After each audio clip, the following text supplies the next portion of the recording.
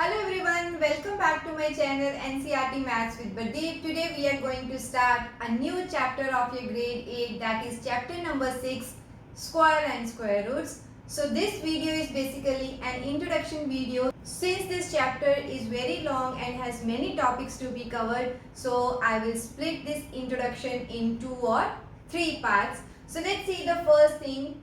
What are square numbers? Square numbers are also called perfect squares. So first of all, what is a square number? If we have any natural number m that can be expressed as n square, then m is referred as a square number or perfect square. So let's see what I am telling you. Suppose I have any number 4. And this 4 can be expressed as a square of some other number. That means 4 can be written as 2 into 2. Okay. So, since 2 square is equal to 4, 4 is a square number. Okay. Similarly, if I say 25, 25 is equal to 5 square. Okay. Then 25 is a perfect square. That means our m will be referred as perfect square if this m can be expressed as n square. Okay. So there are certain properties of square numbers. So let's see what are these.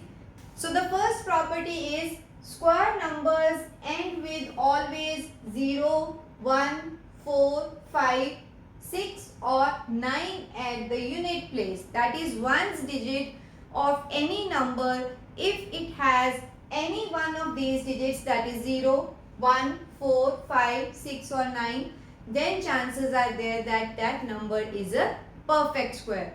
But if it doesn't end with these digits, that is we have any one of them 2, 3, 7 or 8 in the unit place or ones place, then that number will definitely not a perfect square. So let's see. Suppose I am saying that 625. So what is the first thing that we will check? We will check the first digit, that is ones digit. If this ones digit is any one of them, okay, so 0, 1, 4, 5 is there. Since this ends with 5 and we have 5 here, then that number is a perfect square. But if I take any other number, that is 128, so no need to check the full number, always focus on the ones digit. So here ones digit is 8 and this is 2, 3, 7 or 8. So 8 is in that category where it is not a perfect square. So we will skip the full number, ignore the full number and directly we can say that this is not a perfect square. So what is the point here? Just look at the number and check the ones digit. If the ones digit is either 2, 3, 7 or 8, then that number will definitely not be a perfect square. But if these 4 digits are not there in the ones place and we have the remaining 6 digits, then chances are there that those numbers can be a perfect square. So now let's move on to the second property. If a number has 1 or 9 in the unit place, then the square ends in 1. So let's see, suppose I am finding the square of 9. So 9 square will give me 81. Okay. If I have 11, 11 square is 121. Okay. So that means we can take one more number, 21. 21 square will be 441. So what we are seeing here is that any number that ends with 9 or 1, their square will definitely end with 1. Okay. So sometimes question will be asked, if the ones digit is 1, what are the numbers whose square can be that number? So our answer should be either it can be ending with 1 or it can be ending with 9. Next is, if a number has 4 or 6 in the unit place, then its squares ends in 6. So again, so 4 fours are 16. 4 square is 16. And what is 6 square? This is again 36. So both are ending in 6. Let's take example 14 square. So 14 square is 196, again ending in 6. So that means those numbers which has ones digit as either 4 or 6 will definitely end up with their square number with 6. That means square of all those numbers which has 4 or 6 in the unit place, the squares of those numbers will always has 6 in the unit place. So next rule is square numbers can have only even number of zeros at the end. That means whenever you are, because sometimes in your exam question will come without doing any calculation, just tell whether that number is a perfect square or not. Suppose I am having this number and I should check whether this number is a perfect square or not. So I will find how many zeros are there. Okay. If the number of zeros are even, then that number will be a perfect square. If the number of zeros are odd, straightway you can say no, this number cannot be a perfect square. Suppose I am saying see 100. 100 is a square of 10. But if I ask 1000, so since it has 3 zeros, that is odd number of zeros, so our answer will be no. So these are the properties of square numbers, that is if any number ends up with 2, 3, 7 or 8, then that is not a perfect square. If any number has 1 or 9 in the unit place, square will always have 1 at unit place. If any number is having 4 or 6 in the unit place, its square will always ends up in 6. And if your number has odd number of zeros, then that number will never be a perfect square. Okay. So now let's move on to the next topic. So the next topic is some interesting patterns related to our square numbers. First one is adding triangular numbers. Triangular numbers means this type of number when we can arrange them in the form of triangles. So first is number 1, then we will make 2 rows and then 1 up dot. So this is again a triangle, so it has 3 dots. Here see 3, then 2, then 1. So this will be 6 dots. Next can be 4, 3, 2 and 1. So this will be 10 dots. So if we add any two consecutive triangular numbers, then their sum will always be a square number. Suppose 1 plus 3, this is 4. That means 4 can be written as 2 square. So this is a perfect square. 3 plus 6 is 9. Again a perfect square because this is 3 square as 9.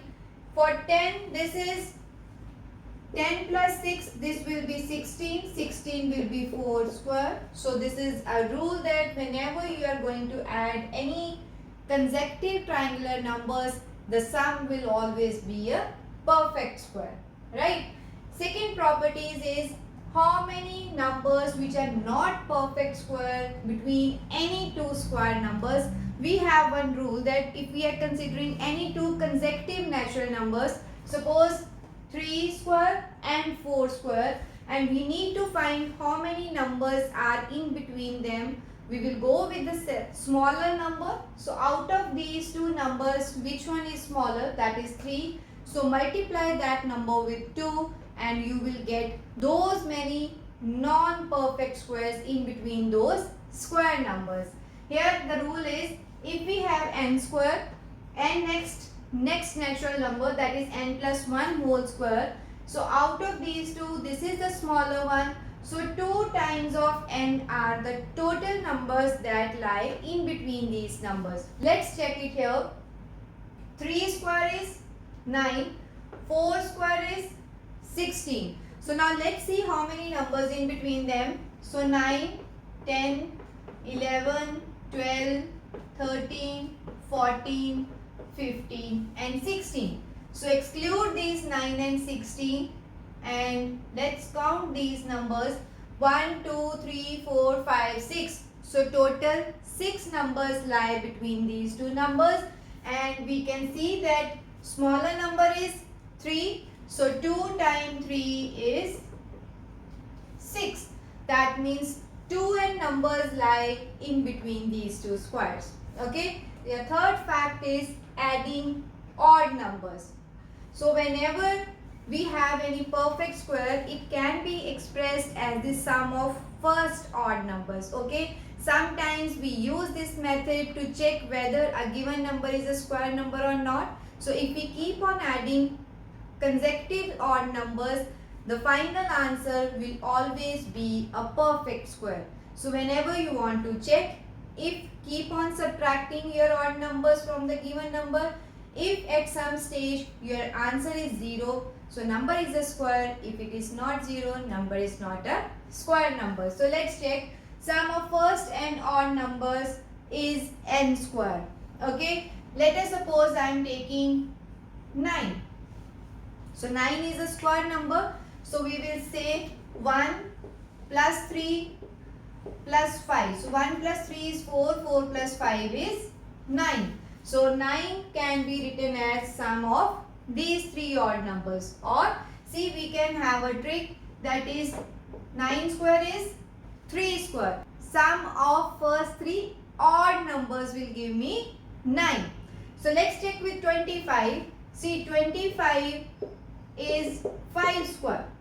So first 5 odd numbers will give me 25.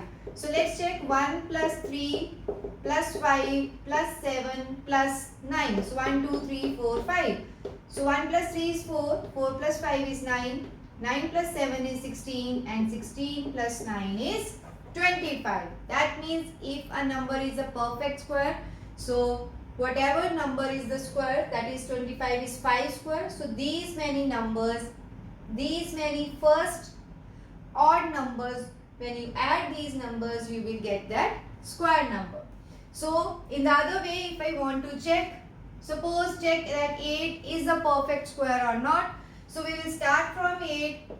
First subtract the first odd number, that is 1. So this will give me 7.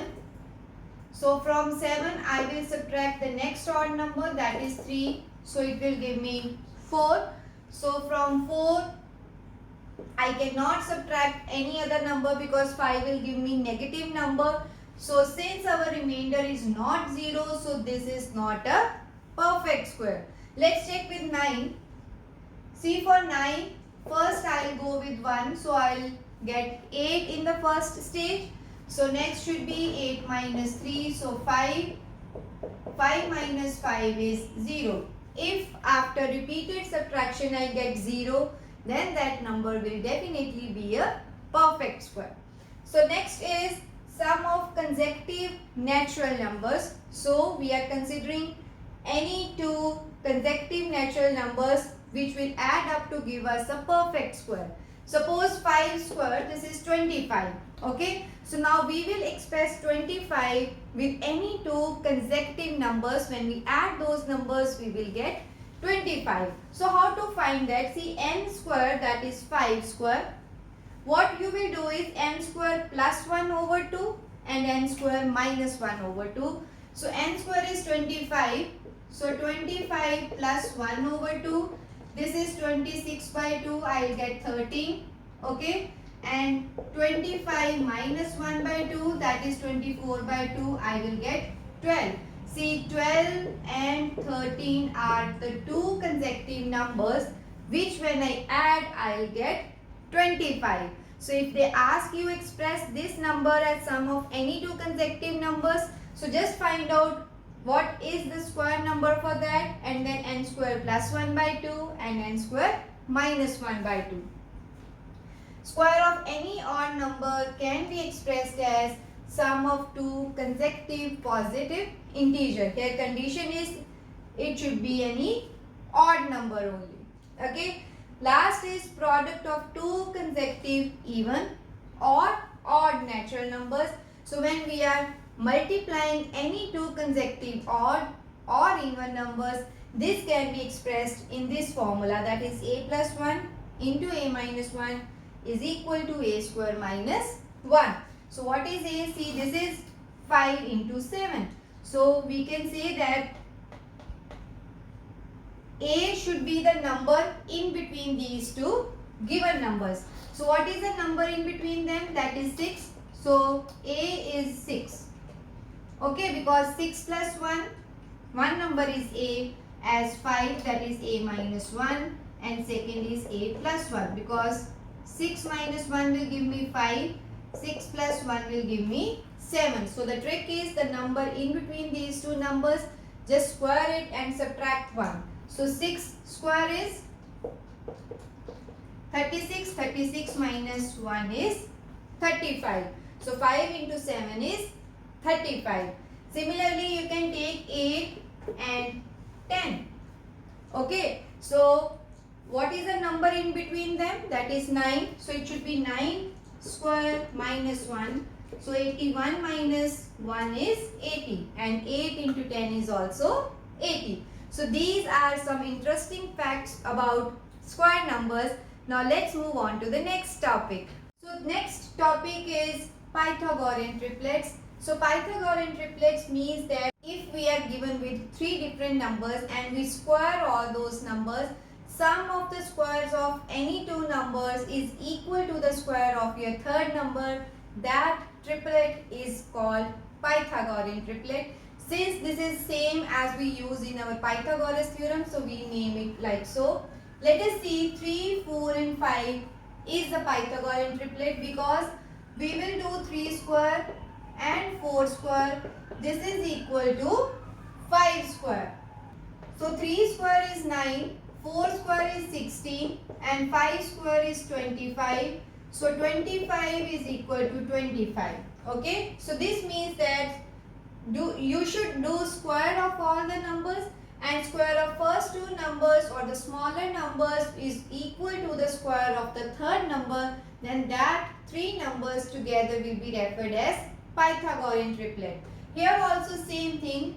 6 square plus 8 square should be equal to 10 square.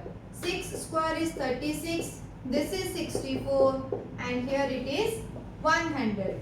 So 100 is equal to 100, since both left hand side and right hand side are equal. So this is also a Pythagorean triplet. In a generalized form, we can say that for any m, that is m should be greater than 1, and if we have three numbers, that is 2m, m square minus 1 and m square plus 1, and we squared all these three numbers, sum of the square of 2m and m square 1 is equal to the square of m square plus 1, then these three numbers are Pythagorean triplet. So we will use this to find any Pythagorean triplet in which one number is always given to us. For example, find a Pythagorean triplet whose one number is 12. So out of these three numbers, we will assume any one number as this number. Okay. So it's always better that if we are already provided with even numbers, start with 2m, because 2m is always even.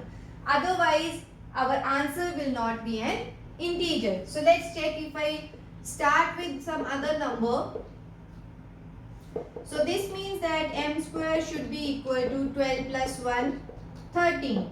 And if I want to calculate m, it should be square root of 13. It will be in points. So we cannot use this because our numbers should be integer only. So we cannot use this. So let's check. As I already mentioned that even numbers should be substituted with 2m. So what is m in this case? That is 12 by 2. It will be 6. So this means we get one number. We get value of m as 6. Now we can substitute in this series. That is, one number should be 2m. It is 2 into 6, that is 12. We have this number. Second is m square minus 1. So m is 6. M square minus 1. So 36 minus 1 will give me 35. And the third number will be m square plus 1. So this is 6 square plus 1, 37. So in the last you will say that 12, 35 and 37 are Pythagorean triplets. So this is how we will find a Pythagorean triplet in which one member is given to us. Okay. So this is all about this video. See you in my next video with the remaining topics of this chapter. Thank you.